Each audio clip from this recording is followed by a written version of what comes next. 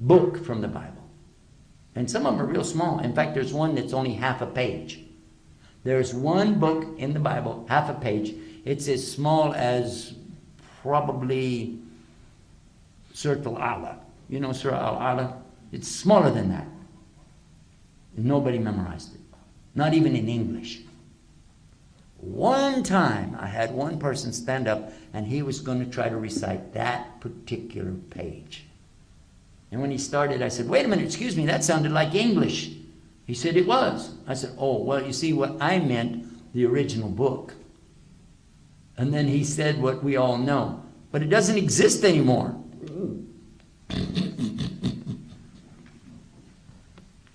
If it doesn't exist, how do you know it said it? How do you know what it said? If you only have translations and pieces of old manuscripts that nobody even knows how to pronounce, how is that science? And they say, well, it's not. Nobody said it's science. Oh, that's right. I forgot. Let's come back to Islam and look again. I want you to think about something. In the Quran, Allah challenges you to look at the things that He's created, and then He describes them in a way that nobody had ever described them before. Challenges you. Don't you see, He asks you. Haven't you considered, He tells you. And then He said, and He is the one, talking about Himself. Hu alladhi, meaning Himself, that He is the one who created this and that, and brought out food from this and that, and take something that's hard, like almost like a rock. A seed is like a rock. How? He asks you, how? And can you do it? Can you make a seed? I can make something that looks like a seed. I can. I used to work in industrial arts. I can make something that looks exactly like a seed. Same color, everything.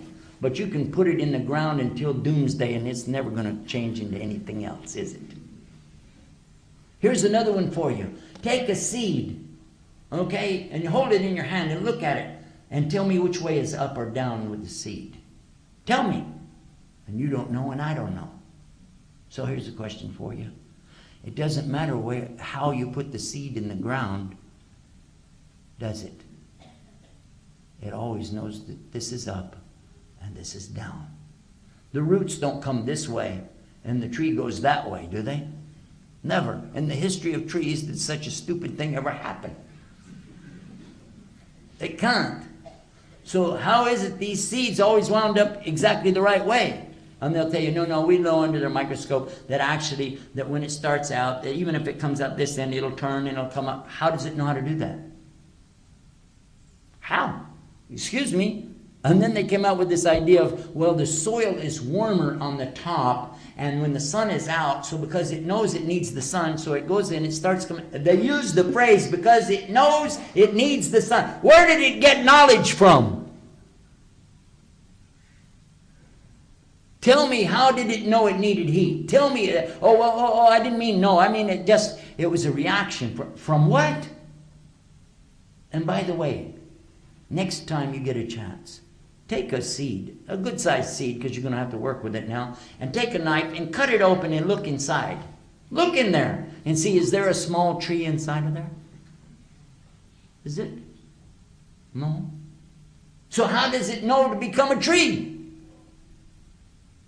Take a microscope, look. There's no tree. You know what an acorn is? Anybody know what's an acorn? It's got the little cap on top of it. Huh? Take the cap off, cut it down there, open it up, look. No tree. Put it in the ground. Not that one, you ruined it. But put one in the ground. And when it starts to sprout, we already know, roots will go down, tree will come up. And you're saying, well, everybody knows it. No, wait a minute. Not only the tree comes up, how high will it go? An acorn is the seed that makes the oak tree. The mighty oak is one of the biggest trees. Not the biggest, but it's one of the biggest trees there is. Most common tree is this mighty oak. We used to have a joke about it, you know. We said, when you're tired and when you're blue, don't be sad. Remember, the mighty oak was once a nut like you.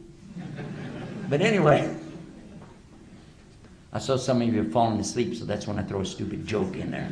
You fall asleep, you get more stupid jokes. Okay? Anyhow, so how does this tree know to get up there and go, and it gets so huge? And then what happens? Leaves.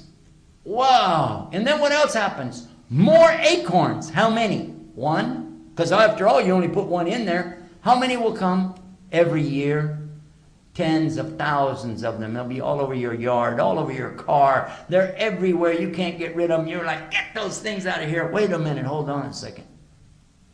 You only started with one. And you don't even know how it got here.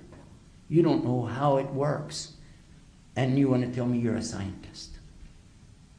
Huh? Allah challenged you to do exactly that in so many areas. Did Allah tell us in the Quran about the Bahrain?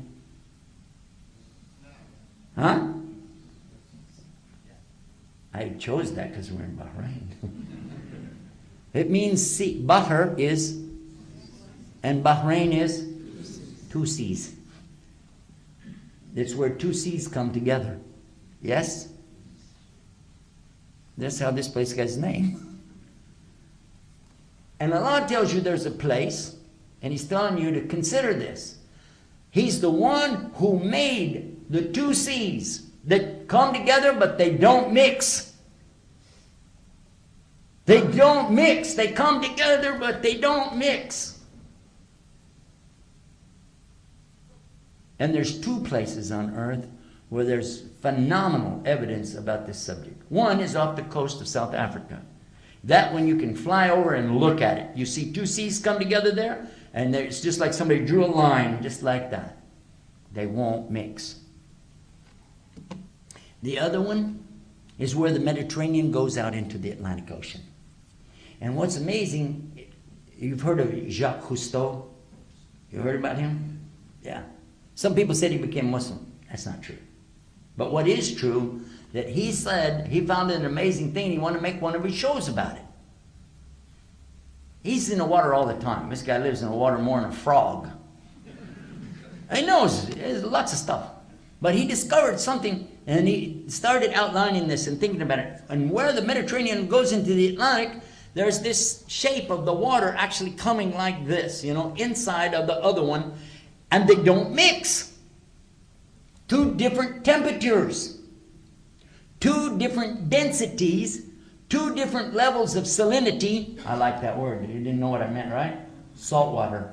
More salt in one than the other. Huh? I read the dictionary every morning so I can give a new word, and you think, oh, man, Sheikh is smart. Anyhow.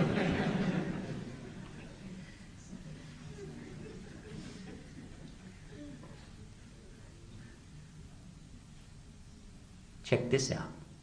Two different kinds of vegetation. The plant life on this side is not the plant life of this side. And if you switch it, you'd say, okay, put that one here, put that one over there. They die. And the animal life, the kinds of fishes and things here, they like to stay here, and these like to stay over there. But who told you about this 1,400 years ago? Who? Oops. Oops. Now you don't want to believe that anymore. No, it's no. Okay, if you did that, then you're no scientist. In fact, you're actually a liar. Because we just showed you real truth, and you rejected it. And that's what Allah talks about in the surah, the chapter I'm talking about. There's one chapter in the Quran. It's about 78 verses or something like that, is it? You can look it up in there. But it's Surah Al-Rahman. Surah Al-Rahman. It's the chapter of the one who's the most gracious, the most merciful, meaning Allah. It doesn't mean it's Allah's chapter, because the whole entire book is His. But it's called Rahman. How many of you love to hear it? Well, that wasn't a fair question. We love to hear any part of the Quran, don't we? 78. Huh? 78? Lucky guess.